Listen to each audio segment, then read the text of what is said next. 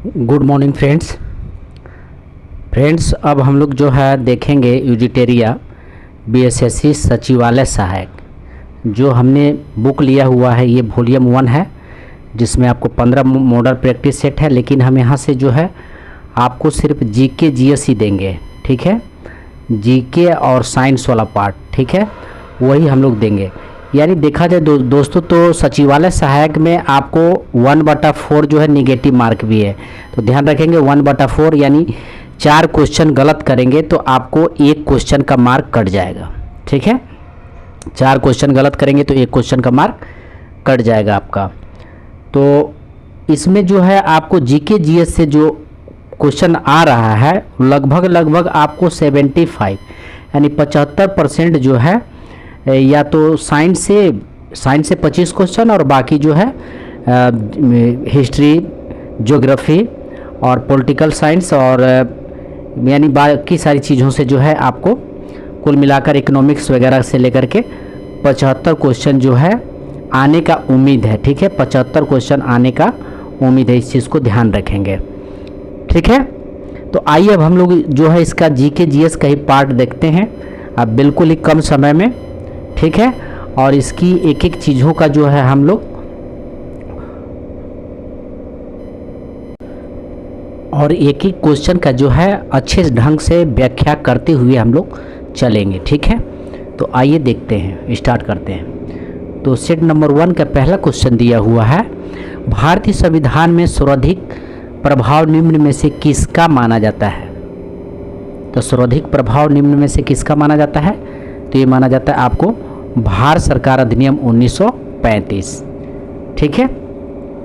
क्योंकि भारत के संविधान में 2/3 ध्यान रखेंगे यानी 2/3 तत्वों को 1935 के अधिनियम से लिया गया। भारत के संविधान में 2/3 तत्वों को 1935 के अधिनियम से लिया गया, ध्यान रखेंगे, ठीक है। इस अधिनियम के मुख्य उपबंध निम्न है। आइए देखते हैं मुख्य उपबंध क्या क्या है। तो पहला है संघात्मक सरकार की स्थापना। संघात्मक सरकार की स्थापना, केंद्र में द्वैध शासन की स्थापना, प्रांतों में द्वैध शासन के स्थान पर स्वायत्त शासन की स्थापना, द्विसदनीय केंद्रीय विधानमंडल, केंद्र एवं प्रांतों में शक्तियों का विभाजन। ये जो है भारत सरकार अधिनियम 1935 से लिया गया। आइए नेक्स्ट प्रश्न देखते हैं। भारतीय संविधान द्वारा प्रारंभ में कितने मौलिक अधिकार प्रदान किए गए थे। तो प्रारंभ में कितने मौलिक अधिकार प्रदान किए गए थे, तो ये किए गए थे 7। प्रारंभ में 7 मौलिक अधिकार प्रदान किए गए थे, ठीक है। और वर्तमान में कितने मौलिक अधिकार है, तो वर्तमान में ध्यान रखेंगे 6 है। क्यों, क्योंकि 44वें संविधान संशोधन से जो है 44वें संविधान संशोधन 1978 में, ध्यान रखेंगे 1978 में जो है 44वें संविधान संशोधन से संपत्ति के अधिकार को मौलिक अधिकार से समाप्त कर दिया गया। ध्यान रखेंगे संपत्ति के अधिकार को मौलिक अधिकार से समाप्त कर दिया गया 1978। अभी वर्तमान में कितने मौलिक अधिकार हैं, तो वर्तमान में 6 मौलिक अधिकार हैं। कौन कौन वो भी देख लेते हैं। तो समानता का अधिकार और उसके बाद जो है स्वतंत्रता का अधिकार, और तीसरा है शोषण के विरुद्ध का अधिकार, धार्मिक स्वतंत्रता का अधिकार, संस्कृति तथा शिक्षा संबंधी अधिकार और संवैधानिक उपचारों का अधिकार, ठीक है दोस्तों। तो इसका आंसर हो जाएगा आपको 7 और वर्तमान में ध्यान रखिएगा 6 मौलिक अधिकार हैं। आइए नेक्स्ट देखते हैं। राज्य के नीति निर्देशक सिद्धांतों में कौन सा गांधीवादी दर्शन पर आधारित नहीं है। ध्यान रखेंगे आधारित नहीं है, यानी नीति निर्देशक सिद्धांतों में से कौन सा गांधीवादी दर्शन पर आधारित नहीं है, तो इसका आंसर हो जाएगा आपको मजदूरों का संरक्षण।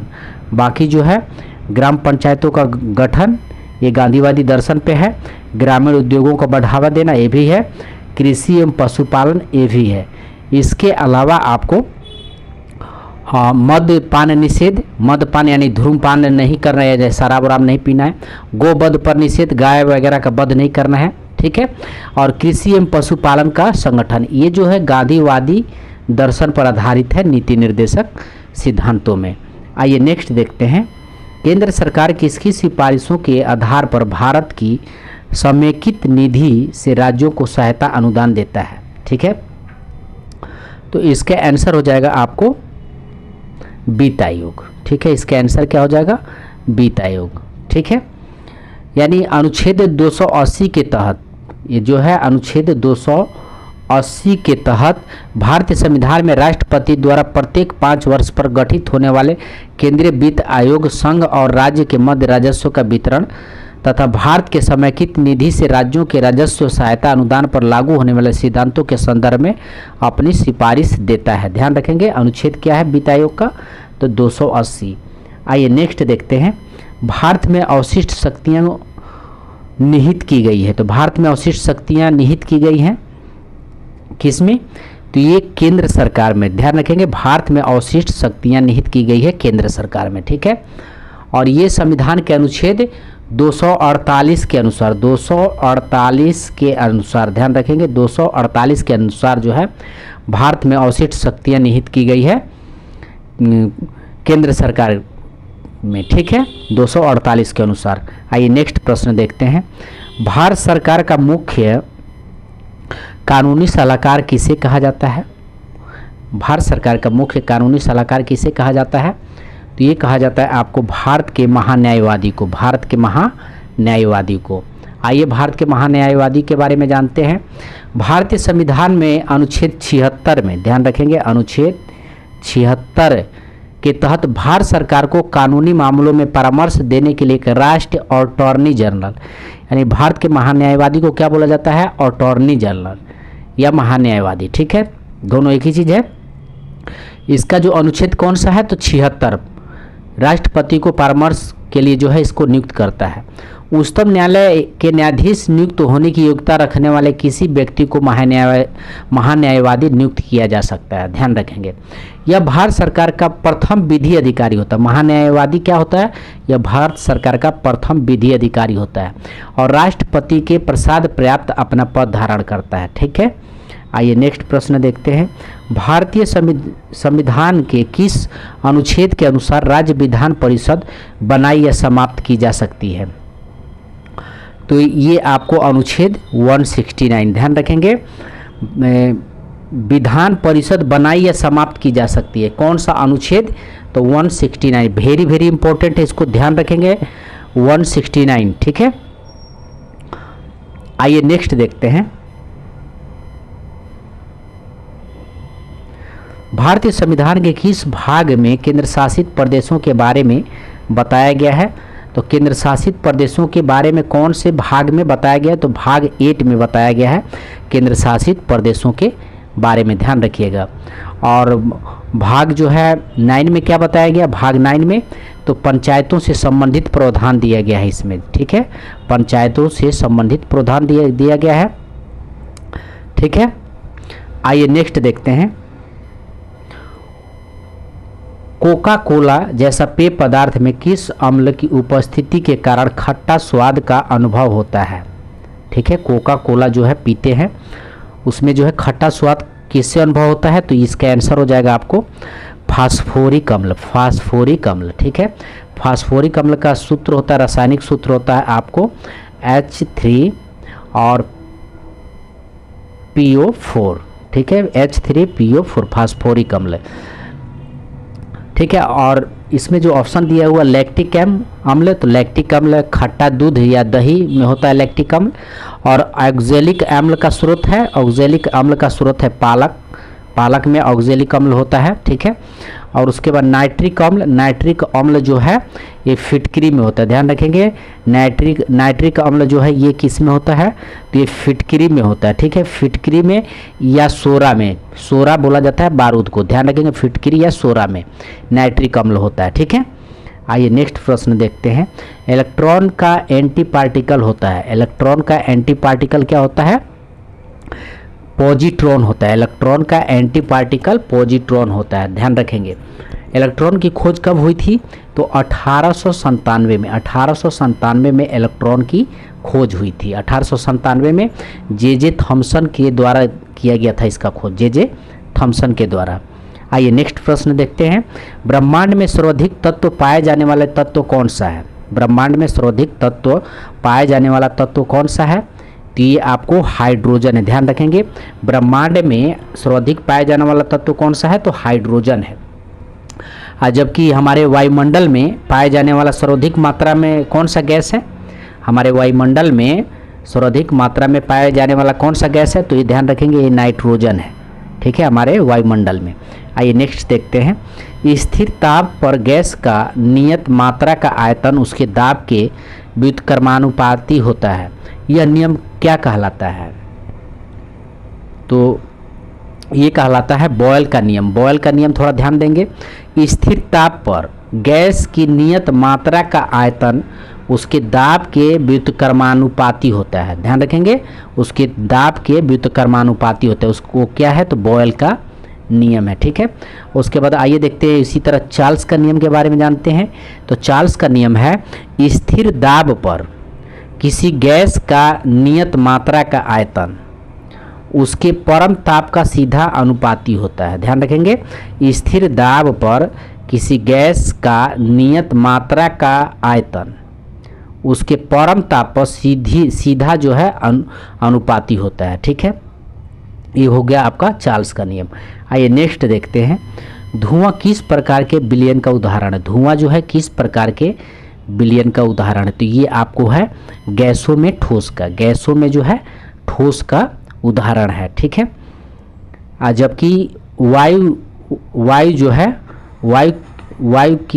वायु का विलयन क्या होता है, तो वायु का विलयन होता है आपको गैस में गैस का क्या हो जाएगा, तो ये जो है आपको वायु हो जाएगा, ध्यान रखेंगे, ये हवा हो जाएगा। और उसके बाद कुहरा का क्या होता है, कुहरा का विलयन क्या होगा, तो कुहरा का होगा गैस में द्रव्य, कुहरा का क्या होगा, तो ये हो जाएगा गैस में द्रव्य, ठीक है, ध्यान रखेंगे, ये क्या हो जाएगा, कुहरा का हो जाएगा। आइए नेक्स्ट देखते हैं। ऑक्सीकरण तथा अवकरण दोनों जैसे आचरण करने वाला पदार्थ निम्न में कौन नहीं है, तो ऑक्सीकरण और अवकरण दोनों जैसा आचरण करने वाला पदार्थ निम्न में कौन नहीं है, तो ये आपका नाइट्रिक अम्ल हो जाएगा। नाइट्रिक अम्ल, अभी हम लोग नाइट्रिक अम्ल के बारे में पढ़े भी, ठीक है।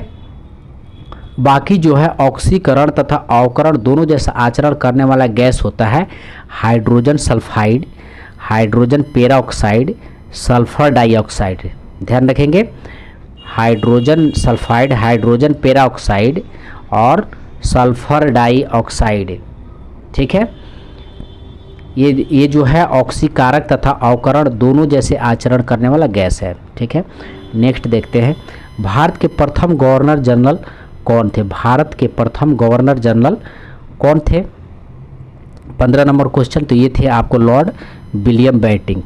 भारत के प्रथम governor general Lord William Bentinck थे, ठीक है। और अगर पूछ दिया जाए आपको कि अंतिम गवर्नर जनरल तथा प्रथम वायसराय कौन थे, अंतिम गवर्नर जनरल तथा प्रथम वायसराय कौन थे, तो ये थे आपको ध्यान रखेंगे लॉर्ड कैनिंग थे, ठीक है, लॉर्ड कैनिंग। और उसके बाद जो है स्वतंत्र भारत का प्रथम तथा अंतिम भारतीय गवर्नर जनरल कौन थे, स्वतंत्र भारत का प्रथम तथा अंतिम भारतीय गवर्नर जनरल कौन थे, तो चक्रवर्ती राजगोपालाचारी थे, भी ध्यान रखेंगे। उसके अलावा जो है आपको स्वतंत्र भारत के प्रथम गवर्नर जनरल कौन थे, स्वतंत्र भारत के प्रथम गवर्नर जनरल, तो ये आपको स्वतंत्र भारत के प्रथम गवर्नर जनरल लॉर्ड माउंटबेटन थे, भी ध्यान रखेंगे, लॉर्ड माउंटबेटन थे। आइए नेक्स्ट प्रश्न देखते हैं। प्रश्न 16 नंबर है। भारत की प्रथम महिला आईपीएस कौन थी, भारत की प्रथम महिला आईपीएस कौन थी, तो ये आईपीएस थी आपको किरण बेदी। किरण बेदी क्या थी, एक आईपीएस ऑफिसर थी, प्रथम महिला थी, ठीक है। उसके बाद जो है भारत की प्रथम, अगर आईएएस पूछ दे तो इसमें थोड़ा यही कंफ्यूज होता है, तो आईपीएस और आईएएस ध्यान रखेंगे। आईपीएस थी किरण बेदी और आईएएस पूछ दे कि भारत की प्रथम आईएएस कौन थी, तो ये आईएएस थी आपको अन्ना जॉर्ज, ध्यान रखेंगे, अन्ना जॉर्ज, ठीक है।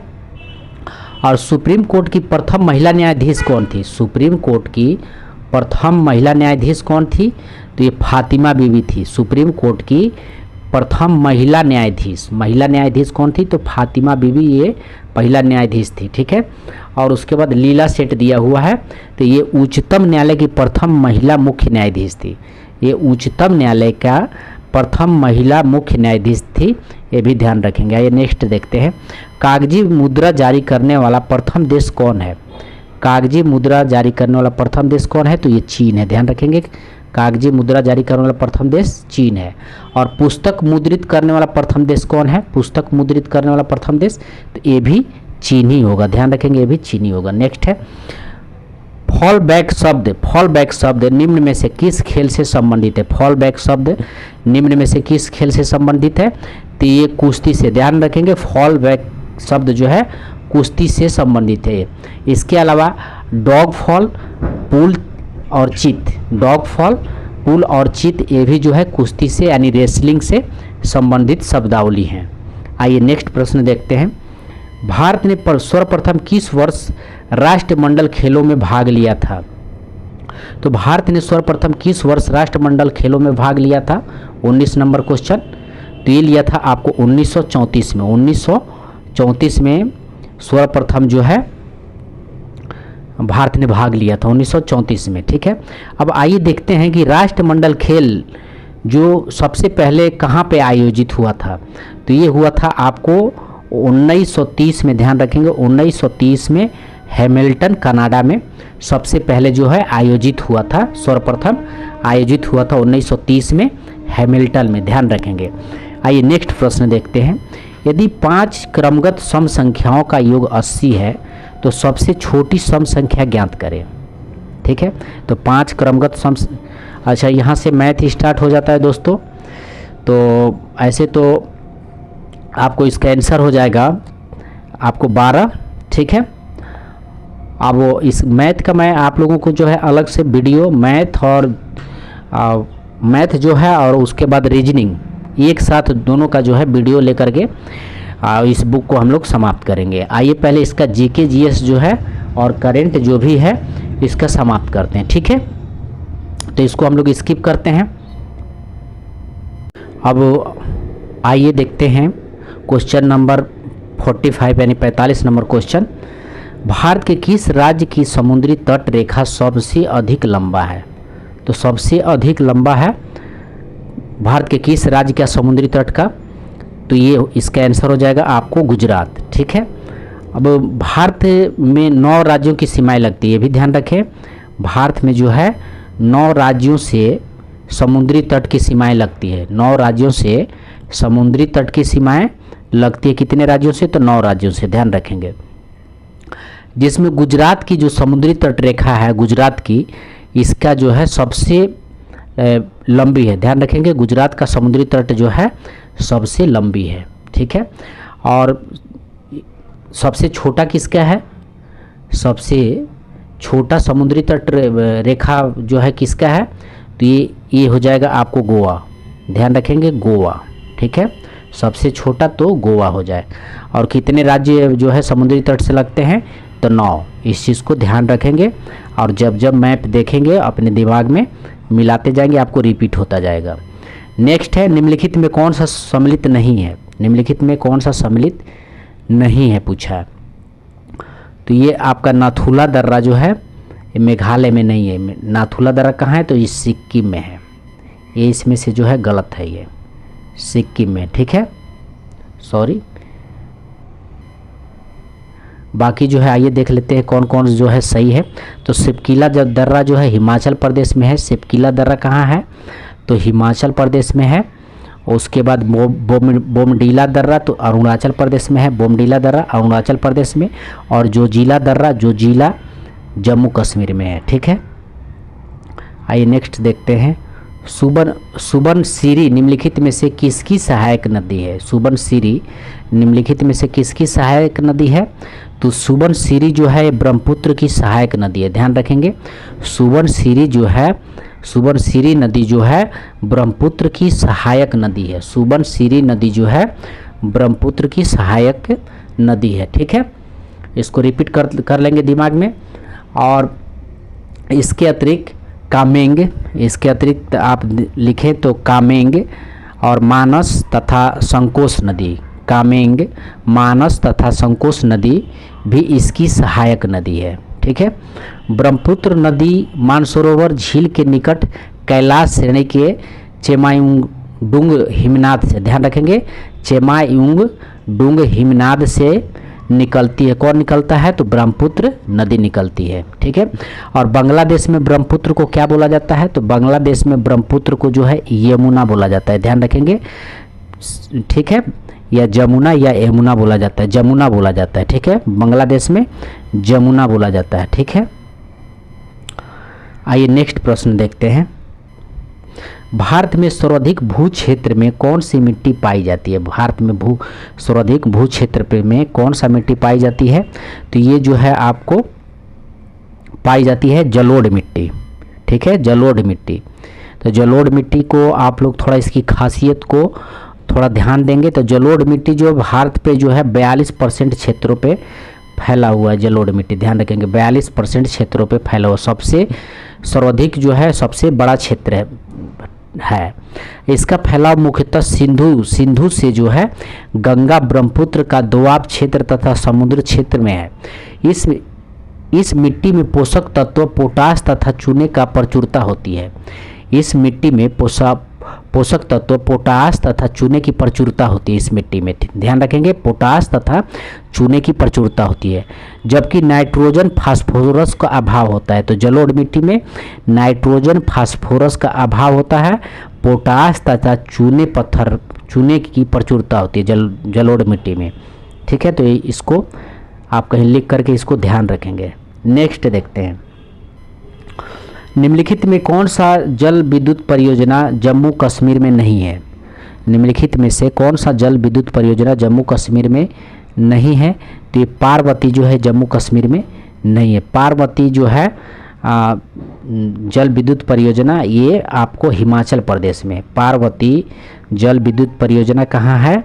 तो हिमाचल प्रदेश में, ध्यान रखेंगे ये हिमाचल प्रदेश में। ठीक है, तो इसमें ये आपको गलत हो जाएगा ये। बाकी जो है जम्मू कश्मीर में जो है सलाला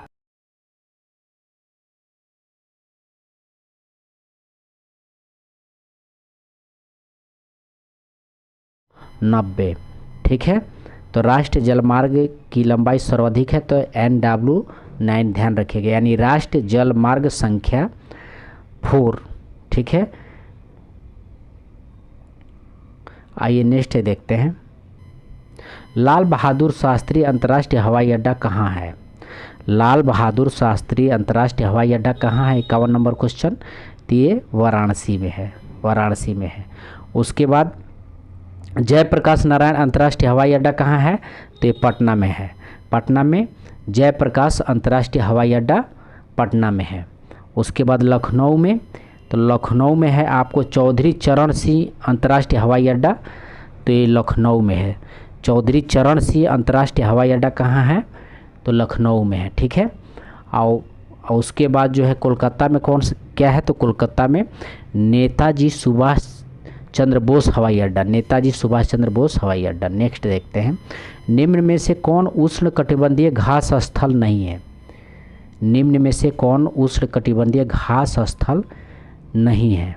ठीक है, तो उष्ण कटिबंधीय ध्यान रखेंगे, तो ये हो जाएगा आपको, इसका आंसर पम्पास हो जाएगा। पम्पास जो है एक शीतोष्ण कटिबंधीय घास स्थल है।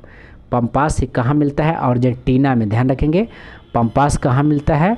तो अर्जेंटीना में, और ये जो है शीतोष्ण कटिबंधीय घास का मैदान है। ठीक है, शीतोष्ण कटिबंधीय घास का मैदान है। जबकि सवाना जो है, सवाना कहाँ है? तो ये अफ्रीका में, सवाना अफ्रीका में, सवाना और कंपोस और उसके बाद लानोस, ये जो है उष्ण कटिबंधीय घास स्थल है। सवाना, कंपोस और लानोस ये उष्ण कटिबंधीय घास स्थल है। और सवाना कहाँ पे है? तो सवाना आपको अफ्रीका में है। कंपोस कहाँ है? तो कंपोस जो है आपको ब्राज़ील में है, ध्यान रखेंगे कंपोस कहाँ है? तो कंपोस ब्राज़ील में है। और लानोस कहाँ है? तो लानोस जो है वेनेजुएला में है। ठीक है, वेनेजुएला में है। ठीक है, आइए नेक्स्ट देखते हैं 53 नंबर क्वेश्चन, प्रथम पृथ्वी शिखर सम्मेलन का आयोजन कहाँ किया गया है? 53 नंबर क्वेश्चन, तो इसका आंसर हो जाएगा रियो डी जेनेरियो। 1992 ईस्वी में ठीक है, 1992 में संयुक्त राष्ट्र संघ और पर्यावरण एवं सतत विकास पर प्रथम शिखर सम्मेलन जो है रियो डी जेनेरियो ब्राज़ील में आयोजित किया गया था। नेक्स्ट प्रश्न देखते हैं। राष्ट्रीय पर्यावरण अभियांत्रिक शोध संस्थान नीरी निम्न में से कहाँ अवस्थित है?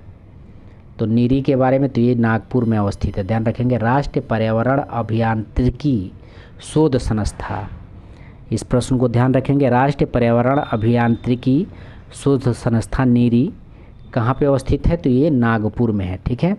इसके 5 क्षेत्रीय प्रयोगशालाएं हैं। इसके 5 क्षेत्रीय प्रयोगशालाएं, यानी अलग अलग क्षेत्र में 5 जो है क्षेत्रीय प्रयोग करने वाले प्रयोगशालाएं हैं। कौन कौन है जान लेते हैं, कहाँ कहाँ पे है। तो ध्यान रखेंगे, दिल्ली में है, दिल्ली, मुंबई, चेन्नई, कोलकाता और हैदराबाद। दिल्ली, मुंबई, चेन्नई, कोलकाता तथा हैदराबाद में स्थित है, ठीक है। नीरी भारत सरकार के विज्ञान एवं प्रौद्योगिकी मंत्रालय के अधीन कार्य करता है। नीरी जो है भारत सरकार के विज्ञान एवं प्रौद्योगिकी मंत्रालय के अधीन कार्य करता है नीरी। आइए नेक्स्ट प्रश्न देखते हैं। पर्यावरण संरक्षण के लिए ग्रीन आर्मी कहाँ आरंभ किया गया है? पर्यावरण संरक्षण के लिए ग्रीन आर्मी कहाँ आरंभ किया गया? 55 नंबर क्वेश्चन। तो ये किया गया है आपको ऑस्ट्रेलिया में, ठीक है। पर्यावरण संरक्षण के लिए ग्रीन आर्मी ऑस्ट्रेलिया में प्रारंभ किया गया है। नेक्स्ट है, समुद्री वातावरण में मुख्य प्राथमिक उत्पादक होते हैं। समुद्री वातावरण में मुख्य प्राथमिक उत्पादक होते हैं, 56 नंबर क्वेश्चन है। तो ये होता है आपको प्लैंटन्स, ठीक है। फाइटोप्लैंटन्स जो है समुद्री वातावरण में मुख्य प्राथमिक उत्पादक होता है, ठीक है। तो इसको 1-2 बार पढ़ करके आप रिपीट कर लीजिएगा, तब इसको थोड़ा सा बोलने में अच्छा लगेगा आपको। तो ये बात ध्यान रखिएगा, ठीक है। आइए नेक्स्ट देखते हैं। मॉन्ट्रियल प्रोटोकॉल निम्न में से किससे संबंधित है? मॉन्ट्रियल प्रोटोकॉल निम्न में से किससे संबंधित है? 57 नंबर क्वेश्चन। तो ये है आपको ओजोन परत के क्षय को रोकने से। मॉन्ट्रियल प्रोटोकॉल जो है ओजोन परत के क्षय को रोकने से है। कब हुआ था? तो यह प्रोटोकॉल जो है 1 जनवरी, ध्यान रखेंगे, 1 जनवरी आपको 1989, ठीक है। मॉन्ट्रियल प्रोटोकॉल हुआ था 1 जनवरी 1989 ईस्वी से प्रभावी है, ठीक है, प्रभावी है। इसका उद्देश्य ओजोन परत का क्षरण करने वाले पदार्थ क्लोरोफ्लोरोकार्बन आदि को प्रयोग से हटाना है। आइए नेक्स्ट प्रश्न देखते हैं। निम्नलिखित में कौन सी सभ्यता अपने नगर नियोजन के लिए प्रसिद्ध है? कौन सी सभ्यता जो है अपने नगर नियोजन के लिए प्रसिद्ध है? तो सिंधु घाटी परियोजना जो है आप पढ़े होंगे कि ये नगर नियोजन के लिए जो है, नगर नियोजन के लिए संबंधित है। सिंधु घाटी सभ्यता इसका आंसर हो जाएगा, ठीक है। अब बाकी जो है महानगर एवं कस्बे के अनिश्चित योजना के अनुसार बसाए गए थे, ठीक है। 2 प्रमुख सिंधु नगर के बताइए। सिंधु घाटी सभ्यता के 2 प्रमुख नगर, तो ये हड़प्पा तथा मोहनजोदड़ो थे। सिंधु घाटी सभ्यता के 2 प्रमुख नगर कौन थे? तो हड़प्पा तथा मोहनजोदड़ो सिंधु घाटी सभ्यता के 2 प्रमुख नगर थे। आइए नेक्स्ट देखते हैं। प्राचीन भारत के प्रसिद्ध शासक जिसने अपने जीवन के अंतिम दिनों में जैन धर्म अपना लिया था। प्राचीन भारत के प्रसिद्ध शासक जिसने अपने जीवन के अंतिम दिनों में जैन धर्म को अपना लिया था, तो ये कौन था? तो चंद्रगुप्त था, चंद्रगुप्त मौर्य, ठीक है, ठीक है। कौन था? ये चंद्रगुप्त था, ध्यान रखेंगे। इसने अपने अंतिम दिनों में जो है ये जैन धर्म को अपना लिया था, ठीक है। और ये जो है आपको सलेखना विधि के माध्यम से, ये भी ध्यान रखेंगे। सलेखना का मतलब होता है कि आपको उपवास, यानी बिना खाए हुए, बिना कुछ खाए पिए अपनी प्राण को जो है शरीर से बाहर निकाल लेना, इस विधि को हम क्या बोलते हैं? तो सलेखना विधि बोलते हैं, ध्यान रखेंगे कि उपवास विधि के। और ये जो है चंद्रगुप्त श्रवण बेलगोला, यानी कर्नाटक में श्रवण बेलगोला एक जगह है जहाँ पे 298 ईस्वी में, ध्यान रखेंगे, 298 ईस्वी में श्रवण बेलगोला कर्नाटक में, ठीक है, वहीं पे अपने शरीर को त्याग दिया था। कौन? तो चंद्रगुप्त मौर्य। ध्यान रखेंगे सलेखन विधि से। निम्नलिखित में कौन सी कला ग्रीक बौद्ध कला के नाम से भी जाना जाता है? ग्रीक बौद्ध कला के नाम से भी जाना जाता है। 60 नंबर क्वेश्चन। तो ये हो जाएगा आपको गंधार काल। गंधार काल को जो है ग्रीक बौद्ध काल के नाम से जाना जाता है। गंधार काल को क्या जाना जाता है? तो ग्रीक बौद्ध काल के नाम से जाना जाता है गंधार काल। ठीक है, ग्रीक बौद्ध कला के नाम से भी जाना जाता है। ठीक है, आइए नेक्स्ट देखते हैं। चंगेज खान ने किसकी शासनकाल में भारत की सीमाओं पर आक्रमण किया था? चंगेज खान ने किसके शासनकाल में भारत की सीमाओं पर आक्रमण किया था? Genghis Khan.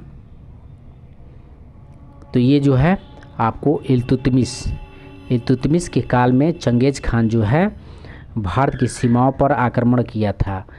ये जो है चंगेज खान ने जलालुद्दीन का पीछा करते हुए इल्तुतमिश के शासन काल में सिंध पर आक्रमण किया था। ध्यान रखेंगे, जलालुद्दीन का पीछा करते हुए इल्तुतमिश के शासन काल में सिंधु पर आक्रमण किया था चंगेज खान। ठीक है, आइए नेक्स्ट देखते हैं। दिल्ली सल्तनत का अंतिम वंश था। दिल्ली सल्तनत का अंतिम वंश कौन था? तो ये आपको लोधी वंश जो है, दिल्ली सल्तनत का अंतिम वंश लोधी वंश था। आइए नेक्स्ट प्रश्न देखते हैं। अकबर द्वारा शुरू किया गया नया धर्म दीन इलाही का मूल उद्देश्य क्या था? दीन इलाही का मूल उद्देश्य क्या था?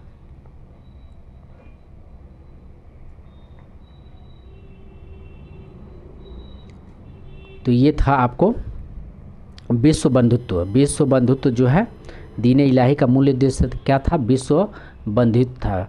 दीन इलाही कब आपको स्थापना हुआ दीन इलाही का? तो 1882 में। ध्यान रखेंगे 1882 में अकबर के 1582 में दीन इलाही की स्थापना जो है कौन किया था? तो अकबर। 1582 में दीन इलाही का स्थापना कौन किया था? अकबर किया था। ठीक है, इसका उद्देश्य क्या था? तो विश्व बंधुत्व इसका उद्देश्य था। बीरबल तथा अबुल फजल इसका प्रधान पुरोहित थे। बीरबल क्या था? प्रथम अनुयायी था और अबुल फजल जो है इनका प्रधान पुरोहित थे। आइए नेक्स्ट देखते हैं। भारतीय राष्ट्रीय कांग्रेस के प्रथम मुस्लिम अध्यक्ष कौन थे? भारतीय राष्ट्रीय कांग्रेस के प्रथम मुस्लिम अध्यक्ष कौन थे? तो बदरुद्दीन तैयब जी थे। भारतीय राष्ट्रीय कांग्रेस के प्रथम मुस्लिम अध्यक्ष कौन थे? बदरुद्दीन तैयब जी थे। ठीक है, ये जो है तीसरे अधिवेशन में बने थे। कांग्रेस के तीसरे अधिवेशन में जो है बदरुद्दीन तैयब यानी आपको 1887 ठीक है 1887 में आपको जो है बने थे बदरुद्दीन तैयब जी। कांग्रेस की स्थापना कब हुआ था? तो आपको 1885। ध्यान रखेंगे 1885 में। ठीक है, अब एक डेट याद रखेंगे 28 दिसंबर 1885। अब ये डेट आपको इम्पोर्टेंट हो गया 28 दिसंबर 1885। ठीक है, आइए नेक्स्ट प्रश्न देखते हैं। साबरमती आश्रम की स्थापना गांधी जी द्वारा कब किया गया? साबरमती आश्रम की स्थापना गांधी जी द्वारा कब किया गया? तो ये आपको 1917 में जो है गांधी जी द्वारा जो है साबरमती आश्रम की स्थापना की गई थी। ठीक है, निम्न में से किस घटना के पहले सविनय अवज्ञा आंदोलन हुआ था? तो आइए इस प्रश्न को पूरा देख लीजिए। निम्न में से किस घटना के पहले सविनय अवज्ञा आंदोलन हुआ था? तो इसका आंसर हो जाएगा आपको पूना पैक्ट। पूना पैक्ट। ठीक है, तो पूना पैक्ट कब हुआ था? तो पूना पैक्ट हुआ था आपको 24 सितंबर और 1932 24 सितंबर 1932 में हुआ था। ठीक है, आइए नेक्स्ट देखते हैं। रविंद्रनाथ टैगोर को की गीतांजलि निम्न में से किसका संग्रह? गीतांजलि जो है निम्न में से किसका संग्रह? 67। तो गीतांजलि जो है कविताओं का संग्रह है गीतांजलि। और रविंद्रनाथ टैगोर को गीतांजलि के लिए ही 1913 में, ध्यान रखेंगे 1913 में इनको जो है नोबल पुरस्कार मिला था। ठीक है, नोबल पुरस्कार जो है इनको जो है अंग्रेज़ों ने नोबल पुरस्कार दिया था 1913 में गीतांजलि के लिए ही दिया था। ठीक है, और गीतांजलि जो है गीतांजलि मूलतः जो है बंगाली भाषा में लिखी गई थी पहले। ठीक है, आइए नेक्स्ट प्रश्न देखते हैं। भारत ने किस देश को हराकर पहली बार थॉमस कप का खिताब जीता है? थॉमस कप का खिताब जीता है तो इंडोनेशिया। थॉमस कप का खिताब जीता है थॉमस कप का, तो ये इंडोनेशिया को। नेक्स्ट है, हाल ही में भारत के नए मुख्य निर्वाचन आयुक्त किसे बनाया गया है? निर्वाचन आयुक्त निम्न में से किसे बनाया गया है? 69 नंबर। तो ये आपको राजीव कुमार को जो है मुख्य निर्वाचन आयुक्त बनाया गया। किसको? तो राजीव कुमार को, ध्यान रखेंगे, ठीक है। और कौन से नंबर के हैं? तो 25वें नंबर के हैं। ये जो है 25वें नंबर के हैं और इनका कार्यकाल कब तक रहेगा? तो 2025 तक इनका कार्यकाल रहेगा, 2025 तक। आइए नेक्स्ट देखते हैं। दुनिया के पहले पहिया पर संग्रहालय का उद्घाटन भारत के किस शहर में किया गया है? दुनिया के पहले पहियों पर संग्रहालय, ध्यान रखेंगे, पहियों पर संग्रहालय का उद्घाटन भारत के किस शहर में किया गया है? 70 नंबर क्वेश्चन है। तो ये आपको कोलकाता में किया गया। नेक्स्ट है, टाटा IPL 2022 का खिताब किस टीम ने जीता है? तो ये आपको गुजरात टाइटंस ने जीत गया है। किसको हराकर? तो राजस्थान रॉयल को हरा करके जो है गुजरात टाइटंस जीत गया है। नेक्स्ट आइए देखते हैं, एलिजाबेथ बोर्न हाल ही में किस देश के प्रधानमंत्री बनी है? एलिजाबेथ बोर्न हाल ही में किस देश की प्रधानमंत्री बनी है? तो एलिजाबेथ बोर्न जो है ये बनी है आपको फ्रांस की प्रधानमंत्री बनी है, ठीक है। नेक्स्ट है, अंतर्राष्ट्रीय बुकर पुरस्कार 2022 हेतु किसे चुना गया है? 73 नंबर क्वेश्चन। तो ये गीतांजलि श्री को, अंतर्राष्ट्रीय बुकर पुरस्कार 2022 गीतांजलि श्री को। नेक्स्ट है, कोविड-19 महामारी के समय निम्न में से किस एक्ट के तहत भारत सरकार ने फेस मास्क और सैनिटाइजर को अनिवार्य वस्तु घोषित किया है? तो ये आवश्यक वस्तु अधिनियम 1955, ठीक है, 1955। आइए नेक्स्ट देखते हैं, विश्व पृथ्वी दिवस 2022 का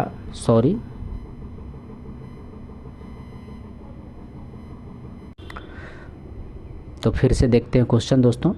अंतर्राष्ट्रीय बुकर पुरस्कार 2022 हेतु किसे चुना गया है? तो ये चुना गया है आपको गीतांजलि श्री को, ये क्वेश्चन हो गया।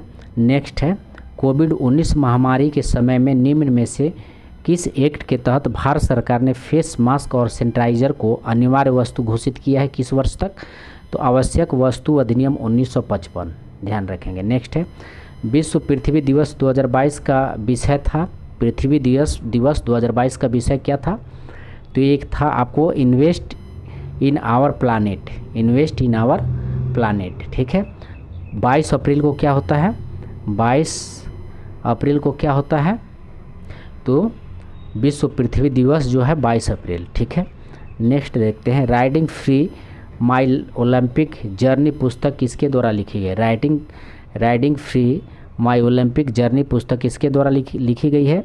तो इम्तियाज़ अनीस के द्वारा लिखी गई है, ठीक है। इम्तियाज़ अनीस कौन थे? तो इम्तियाज़ अनीस जो है ओलंपिक में घोड़सवारी के खेल में भारत का प्रतिनिधित्व करने वाले दूसरे भारतीय थे, ध्यान रखेंगे। घोड़सवारी का प्रतिनिधित्व करने वाले दूसरे भारतीय इम्तियाज़ अनीस थे ओलंपिक में, ठीक है। तो इन्होंने लिखा है राइडिंग फ्री माई ओलंपिक जर्नी, ठीक है।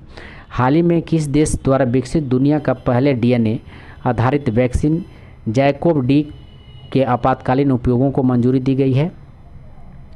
तो ये भारत ने इसको मंजूरी दे दिया है, ठीक है। ये जो है ये इसको कौन बनाता है? तो इसको जाइडस कैडिला द्वारा निर्मित होती है, ठीक है। ये भारत की कंपनी है जाइडस कैडिला। नेक्स्ट देखते हैं,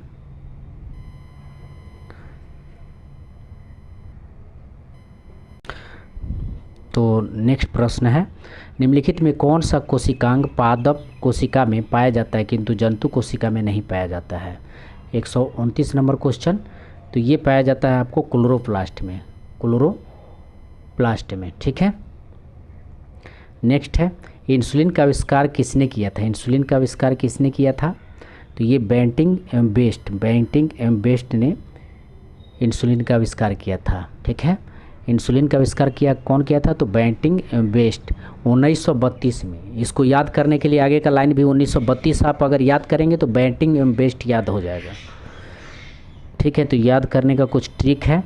दो अस्थियों एक दूसरे से किस अन्य संयोजी ऊतक द्वारा जुड़ी हो सकती हैं, जिसे कि कहा जाता है 131 नंबर, तो इसको स्नायु कहा जाता है। स्नायु को क्या कहा जाता है, एक ध्यान रखेंगे, लिगामेंट कहा जाता है। ध्यान रखेंगे, लिगामेंट, ठीक है, स्नायु को लिगामेंट। और टेंडन जो है मांसपेशी को अस्थि से जोड़ता है, मांसपेशी को अस्थि से जोड़ता है टेंडन, ठीक है। आइए नेक्स्ट देखते हैं, निम्नलिखित में कौन सा सही सम्मिलित नहीं है, निम्नलिखित में कौन सा सही सम्मिलित नहीं है। तो इसमें ये जो है आपको सही सम्मिलित नहीं है, विटामिन ए रेटिनॉल होगा, तो स्कार्बिक अम्ल दिया है, विटामिन सी होगा, स्कार्बिक अम्ल जो है विटामिन सी हो जाएगा, ये आपको गलत हो जाएगा, ठीक है। विटामिन B1 थायमिन है, ठीक है। विटामिन डी कैल्सीफेरॉल है, और विटामिन B12 साइनोकोबालमीन है, ठीक है। विटामिन ए रेटिनॉल होता है।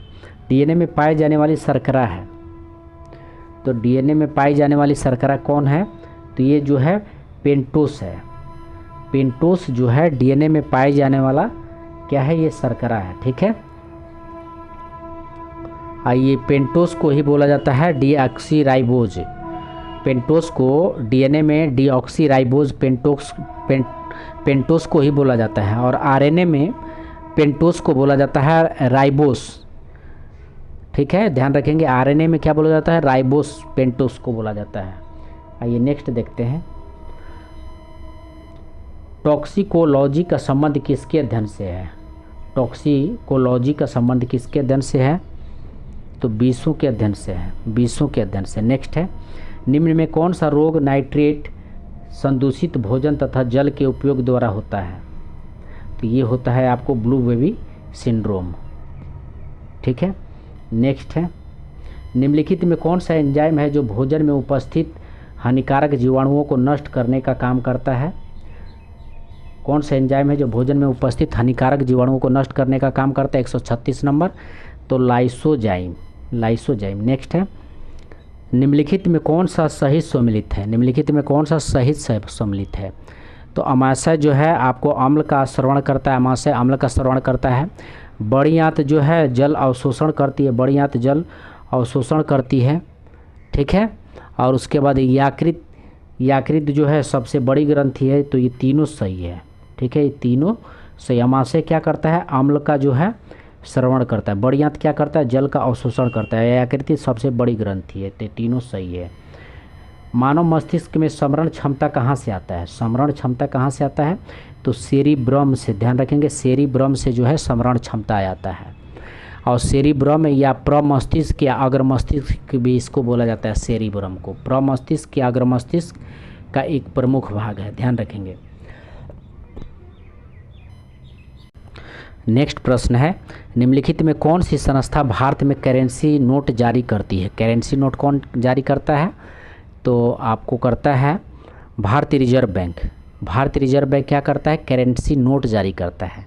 आइए नेक्स्ट देखते हैं, भारतीय साख समितियों द्वारा कृषकों को किस प्रकार का ऋण उपलब्ध कराया जाता है। साख समितियों द्वारा किस प्रकार का ऋण को उपलब्ध कराया जाता है, इनमें से सभी। ध्यान रखेंगे, अल्पकालीन ऋण भी उपलब्ध करवाया जाता था, मध्यकालीन ऋण भी और दीर्घकालीन ऋण भी उपलब्ध करवाया जाता था, ठीक है। नेक्स्ट है, प्रधानमंत्री जीवन ज्योति बीमा योजना किस आयु वर्ग के व्यक्तियों के लिए उपलब्ध करवाया गया है, तो ध्यान रखेंगे, प्रधानमंत्री जीवन ज्योति बीमा योजना, प्रधानमंत्री जीवन ज्योति बीमा योजना किस आयु वर्ग के लोगों के लिए, तो ये हो जाएगा 18 से 50, ठीक है, 18 से 50, बी ऑप्शन इसका सही है, ठीक है। नेक्स्ट है, भारत में प्रत्येक वित्तीय वर्ष होता है, वित्तीय वर्ष कब होता है, ध्यान रखेंगे, वित्तीय वर्ष तो 1 अप्रैल से 31 मार्च, ध्यान रखेंगे, या 31 मार्च से 1 अप्रैल, इस चीज़ को थोड़ा ध्यान रखेंगे। नेक्स्ट है, स्थिर या गतिज ऊर्जा अवस्था में स्वतः परिवर्तन नहीं होने की प्रवृत्ति है को कहा जाता है। स्थिर या गतिज अवस्था में स्वतः परिवर्तन नहीं होने की प्रवृत्ति को डैश कहा जाता है, तो ये कहा जाता है जड़त्व। नेक्स्ट है, निम्नलिखित में कौन सा उपकरण प्रकाश ऊर्जा को विद्युत ऊर्जा में परिवर्तित करता है? प्रकाश ऊर्जा को विद्युत ऊर्जा में, तो प्रकाश ऊर्जा को कौन खींचता है? तो सौर ऊर्जा। तो सौर सेल जो है प्रकाश ऊर्जा को विद्युत ऊर्जा में परिवर्तित करता है। किसी द्रव्य का तापमान में वृद्धि होने से द्रव के पृष्ठ तनाव पर क्या प्रभाव पड़ता है? अगर द्रव में तापमान की वृद्धि हो तो द्रव पृष्ठ तनाव पे क्या प्रभाव पड़ता है? तो ये घटता है, ध्यान रखेंगे। द्रव का तापमान में वृद्धि होने से द्रव के जो पृष्ठ तनाव क्या होता है? घटता है। ठीक है, तो इसको थोड़ा सा समझिए क्वेश्चन को। नेक्स्ट है, ध्वनि का तरत्व या तीक्ष्णता का निर्धारण ध्वनि 146 नंबर, तो इसका हो जाएगा की आवृत्ति से। ठीक है, नेक्स्ट है, विद्युत परिपथ में फ्यूज को क्या कहते हैं? फ्यूज को क्या कहते हैं? तो ये गर्म तार या जीवित तार में लगाया जाता है। गर्म तार को जीवित तार में लगाया जाता है। ठीक है, विद्युत परिपथ में फ्यूज को। नेक्स्ट है, लोकलांसे सेल में प्रयुक्त विद्युत अपघट्य है 148 नंबर क्वेश्चन, तो अमोनियम क्लोराइड। क्या कौन है? तो अमोनियम क्लोराइड है। नेक्स्ट है, कि स्वच्छ जल वाले तालाब की आभासी गहराई वास्तविक गहराई से कम दिखाई देती है? जी, इसका कारण है